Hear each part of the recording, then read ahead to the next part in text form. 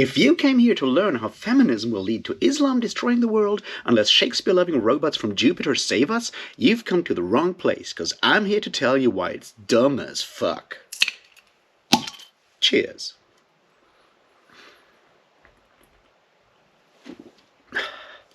Welcome back, everybody, to The Downfall of Dan Simmons, where we talk about American sci-fi writer Dan Simmons and his decline from moderately conservative, loving the Western canon to writing Islamophobic hate speech on a, well, daily basis, so to speak. And this is episode 6, where we talk about Olympos, the second part of the Ilium Olympos duology that is, well, the second to last book in this terrible descent of Dan Simmons. And yeah, it's already really bad, and we luckily have only one more book to go, so buckle up, everybody. This will be full spoilers, as always, although I'll have to drop a lot of stuff because a lot of stuff just doesn't make any sense in this book, which is where we have to talk about all of these things. Also, there'll be 2 books in this, which is sort of where the whole thing starts. See, Ilium and Olympos was written in a very crucial time period, and I talked about that in the Ilium video. They were written around the year 2000, all the way up to 2004 when the second book got published, or 2005 in the beginning. I'm kind of confusing release dates here. But this is important to understand what happens, because Dan Simmons set out to write one book, and he ended writing a different book. And that's something that makes Olympos structurally absolutely a mess. So we'll go through what Ilium and Olympos kinda were meant to be, or could have been meant to be, and then we'll talk about what they ended up being, and why that is so terrible, and why that leads directly down the terrible black hole that is Flashback, which we'll talk about next week, hopefully. Alright, let's start with what Ilium and Olympos are sort of meant to be, or could have been, if you know. Alright, to put it very, very simply, Ilium and Olympos are a world in which humanity has evolved very far to being post-humans, and has found out that literary geniuses can create parallel worlds in which their imaginations are actually real, parallel universes. And humanity has found out to travel there, and some people have decided to take on the role of gods in certain of these worlds. Now, there's more to that, and we'll talk about all of that. But that's sort of the setup of the whole thing. And that's why we have, well, people playing around gods during the Trojan War, which obviously was created by the literary genius of one Homer, who almost certainly was not one guy, but we'll just keep this going for now. So, very well. What happens now is that because of all of that stuff and all the quantum stuff that is behind all of that, the universe is about to fall apart. Also, humanity has wakened up something that is called Setebos, and that, you know, is starting to eat and destroy all of these different parallel universes, which is kind of bad. Now, this is a very conservative story. I'll tell you why that is the case. See, first of all, the idea that there are only certain people good enough at imagining stuff to have sort of the capability of creating these parallel universes, that's a very specific look at, you know, imagination, human capability, and so forth. One that I personally don't subscribe to, but let's just, you know, it's not as egregious as it could be. The second part is the choice of artists that are presented in these books, in these 2 books. And those are, well, Homer, there's a lot of Shakespeare going on, there is Marcel Proust, and there's a bunch of other names that are mentioned, and all of these are part of what you might call the Western canon. Yeah, there's Virgil, for example. And there is James Joyce and a bunch of other people. And yeah, that's another problem, because it kind of disqualifies, and we're talking about the far future, it kind of disqualifies everything that is not part of that Western canon. Now, once again, this is very conservative, but old-style conservative. It's still about like, hey, go read books, because people that write great books have the power to create worlds, which, as a message, I'm fine, and I'm even fine with the message of go read more Shakespeare, go read more Homer. Yeah, I can subscribe to that. Reading Homer is a good idea, but maybe also go read some Indian mythology, go read some African mythologies, go read some, books not written by white English-speaking guys. And no, Marcel Proust doesn't count here. Yes, I know he was French, but still, you know what I mean. And still, it's not that egregious. There is more, obviously, going on here.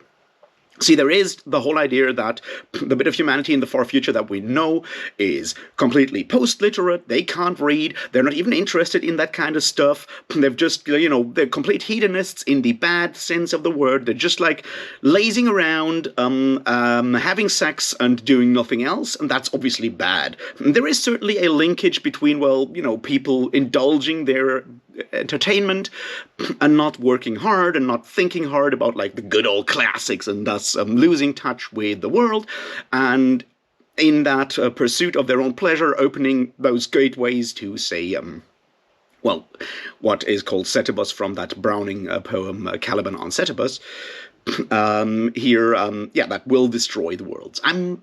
That is still conservative, but it's, as I said, it's the old-style conservatism that is mostly sitting around complaining that people are no longer reading old books, but no longer reading the classics, but spending all that time playing those damn video games and stuff. It is already slightly misogynous, but I'm not quite sure how much of that misogyny element was originally meant to be in that story. Because the idea that all the post-humans were in fact female gets only mentioned once in Ilium and is then hammered around in Olympos a lot. We'll come back to that. There is obviously also already in Ilium the hint that, that progress into this time without history, time without reading books and so forth, that bad time, obviously it's very much told to us in a way that is bad, goes hand in hand with a loosening of sexual morality and giving women what you might call full bodily autonomy and reproductive rights. It is very clearly a world in which women can choose by which man they would like to have a kid, and then women raising those kids. We'll come back to that in detail later, because it's a huge problem. But, complaining about, equal rights for all genders is something that conservatives do, and it's bad, but it's still not as bad as what we got at the end of the whole thing. So let's talk about the book that we got, which is mostly Olympos here. All right. See, we have to talk about 9/11 again. That's the sad part. And we have to talk about the invasion of Iraq as well, sadly enough. All right. So once again, 9/11 was a huge traumatic event, and I'm very much here acknowledging that fact. It was bad. It was really bad, and I can see from a more, distance perspective, I can see how that definitely changed the worldview of a lot of people at the time. It didn't really change my worldview, but I was probably too small of a kid to actually really think through all of these kind of things.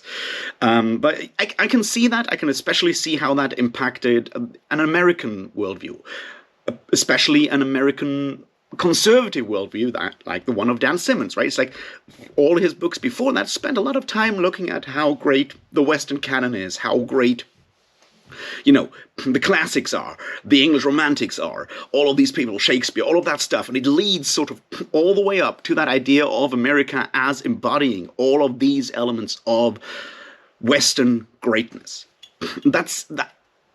All of that came under attack during 9/11.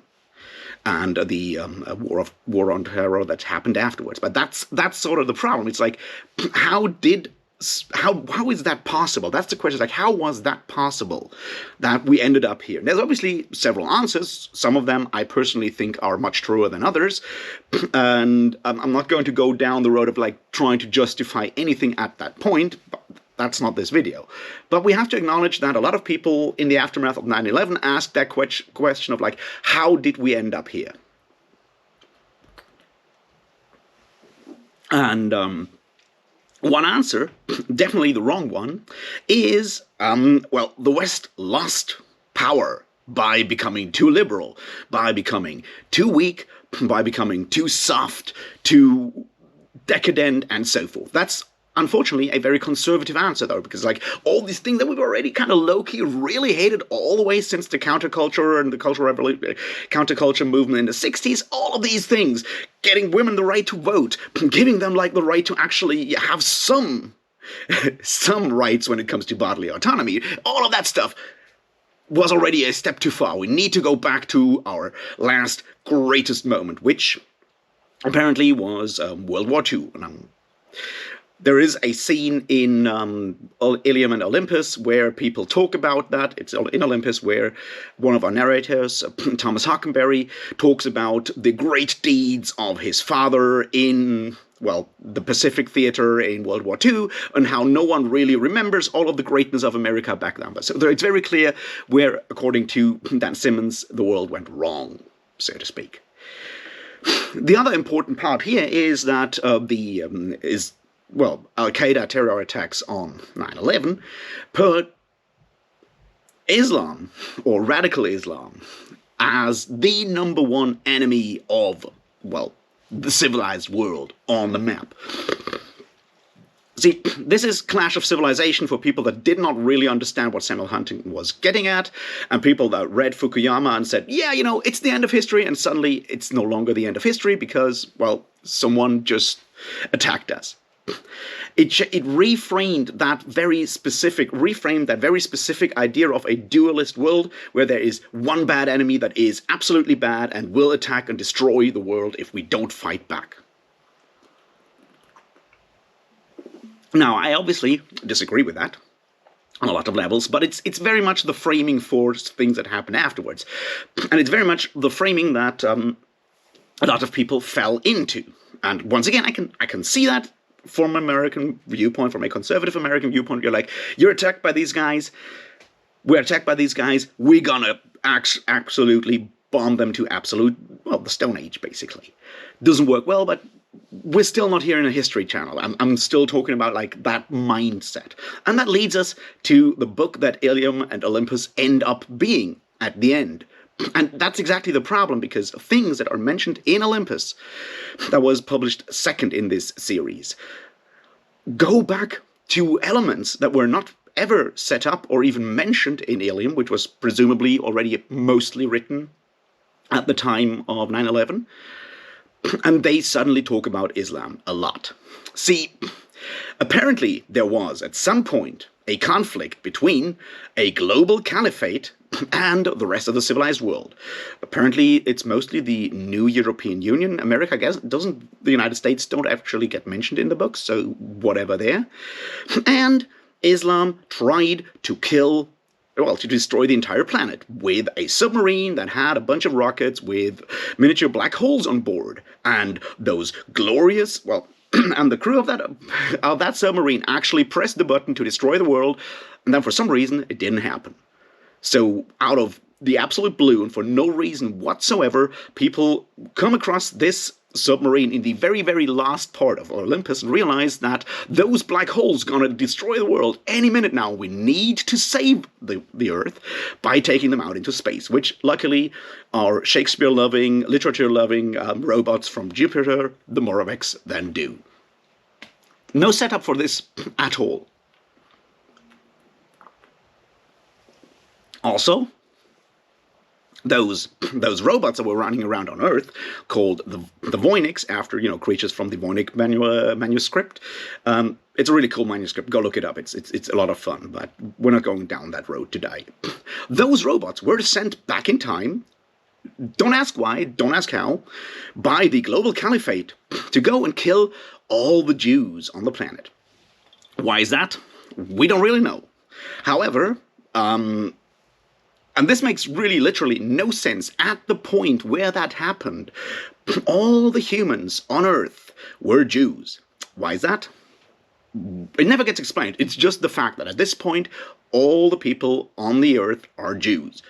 So Islam and the global caliphate wanted to destroy the rest of humanity, because at this point we have identified Jews with all of humanity, or all of civilized humanity, which, don't fucking do that. It's really bad. Just saying. There are smaller elements here that are really bad. See, the black hole world destruction technology, the weapons of mass destruction were given to Islam by the European Union, or the European scientists. And if you look back at the invasion of Iraq, some of the European countries at the time did not want to take part in that, France and Germany being probably the biggest ones that did not enter there. So we have these elements of real world politics being mirrored in this future. And see, what I just mentioned, all of this is, well, it's bad, it's politically bad, but it's sort of understandable, but it structurally destroys the book, because none of this was set up in Ilium.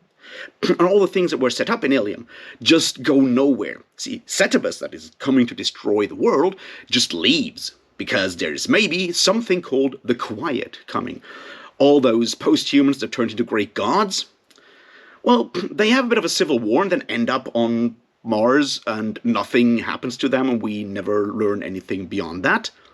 Just goes away. It just doesn't matter anymore. It's as if Dan Simmons decided to write a different story at this point, because humanity destroying itself by going, stopping reading the classics and just playing God wasn't enough anymore. It had to be humanity being destroyed by Islam. He needed another bad guy. And that's what makes this very bad structurally.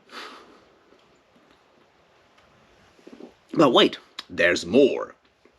Let's talk about the incredible misogyny, and let's talk about the Jews. And also about the one really dumb thing, and the language. See, a lot of the things that happen in these books are built on the idea, hey, let me quote great literature, Shakespeare and Homer, mostly in these books. And then let's slightly twist that by maybe adding some really vulgar language. And yeah, having Zeus say fuck you to someone for the first time, it's kind of funny. And I get it. It's sort of there to show us that those gods aren't actually Homer's gods. They're basically humans living their fantasy of being gods. But it gets overplayed so much later on with a weird focus on sexuality that is weird. See, apparently the fear of, sexual morals going downhill got really amped up in book 2. And that's where the misogyny comes in. Once again, there's a focus on, a lack of traditional families, kind of mentioned in book 1. In book 2, humanity learns, old school humanity on the earth, learns to get that stuff back by actually having kids and raising them together as a model family. And that's the only viable option. There's basically 3 female characters, strong female characters in this book. Possibly a 4th with Sabi, but she gets killed really early on, so we don't know much about her. And those are Ada on New Earth, who actually enters the first human marriage with Harmon in thousands of years to bring up children together, and she's the good girl. And then there's Helen of Troy, who tries to make her way in a fairly misogynist and fairly sexist and patriarchal society by finding her way. And she's insulted in very specific terms. He calls Dan Simmons, or people in the book call her a treacherous C-word. And yeah, that's not good. They call her a poxy doxy, which, don't do that, and so forth.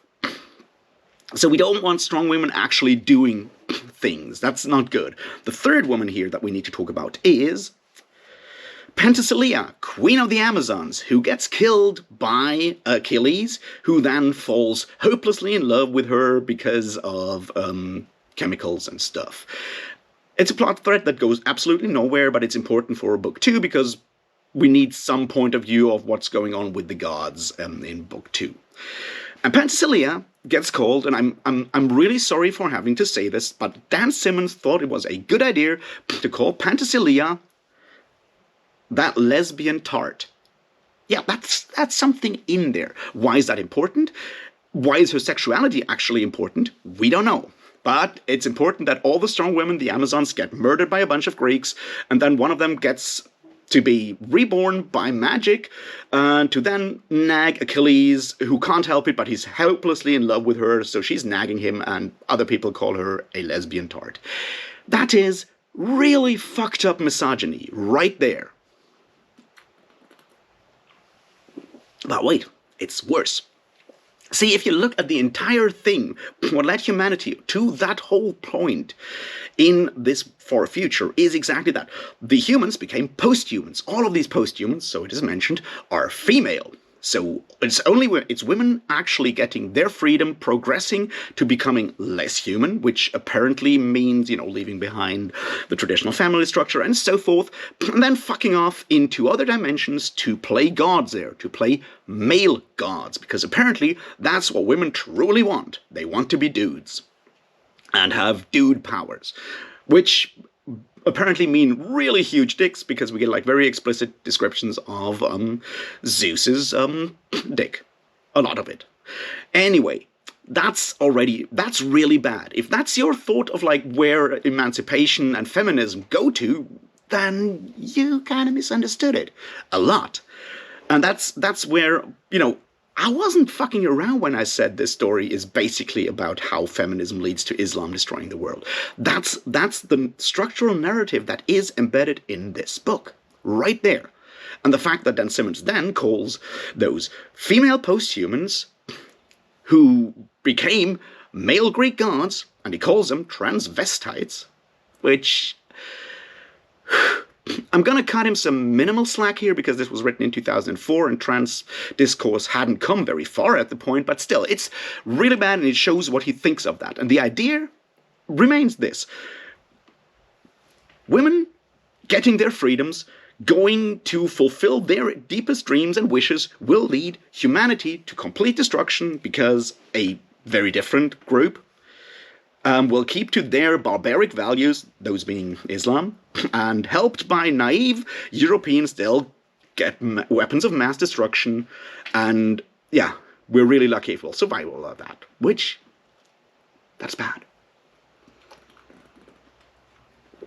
Alright, let's talk about the Jew thing. See, Dan Simmons has had this weird fetish for Jews in all of his books, and this time round, there's one thing that I want to mention here. It's a bit of a stretch. It's a bit of an interpretation that I'm doing here, but I think it's important. I already said that he talks about how all of the Jews, all of humanity were Jews at that point. And they were then packed into a light beam that is teleported up from Jerusalem. And the books end with them, with all of these Jews, coming back to Jerusalem out of that light beam. That light beam is probably well, technically it's a galactic diaspora, and they return to Jerusalem. Now, there's a lot of, in, say, evangelical Christianity and so forth, there is that idea, going back to Revelation and so forth, that all the Jews need to return to Israel, to Zion, and be there, and so forth, to actually fulfill the book of Revelation, the second coming of Jesus, and rapture, and so forth. All of that stuff. And it's sort of built into this book. The book ends when all the Jews are brought back to Israel, to Jerusalem. And that's when most of the evil things get defeated by, well, actually by weapons fire and stuff, and humanity builds up a new society and has a new start in a hopefully free world. And what do they start? Well, they start capitalism. We actually end the book celebrating the first millionaire of new humanity, which, yeah. But then again, Dan Simmons finds a chance to talk about Antonio Gramsci and saying that his idea of socialism was discarded as the naive bullshit that it was in the 21st century, which, I'm sorry to disappoint you, Dan. Nope, that's not what happened. But it kind of fits into Dan Simmons' approach in this book and in Ilium when he talked about the homoerotic elements in Shakespeare also being, well, obviously dropped and only, well, cheap political criticism from the last half of the 20th century. Dan Simmons writes a book where he can tell that in his future, everyone he disagrees with today has been wrong, and we need to return to 1940s family values and go and kill all Muslims, I suppose, which is really bad. It is easy to miss a lot of that because there's a lot of spectacular visuals in these books still. We have a lot of a lot of Eiffel Towers connecting a line for a huge train about the world. We have a Taj Mahal built on top of Mount Everest. We have Greek gods shooting lasers. We have Greek gods fighting. We have a lot of this crazy stuff going on. And it's easy to miss the underlying structure if you're, distracted by all the fireworks. And that's what Dan Simmons did all his career as a science fiction author. He was always spectacular when it came to visuals and setting ideas, in Hyperion, in Ilium, all the time. But his politics got more radical and more radical, and, well, the elements of 9/11 certainly kicked him down a very, very steep decline, and in his final science fiction book, Flashback, we'll see what happens there, because suddenly we don't have the spectacular visuals anymore, the fireworks, the far future, all of that's gone. We're just in the early 2010s or 2020s. And that's where there's only politics left. So yeah, there we are with Olympos, which is really bad. If you've read it, I'm sorry. Let me know what you thought about it. Let's have a bit of a discussion in the comments. Please like, please subscribe and share with friends if you feel friends should probably learn about all of this. If you feel like supporting me, there's a Patreon. I'd love to have you there. And I'll talk to you about something more fun, hopefully, very soon. But until then, cheers.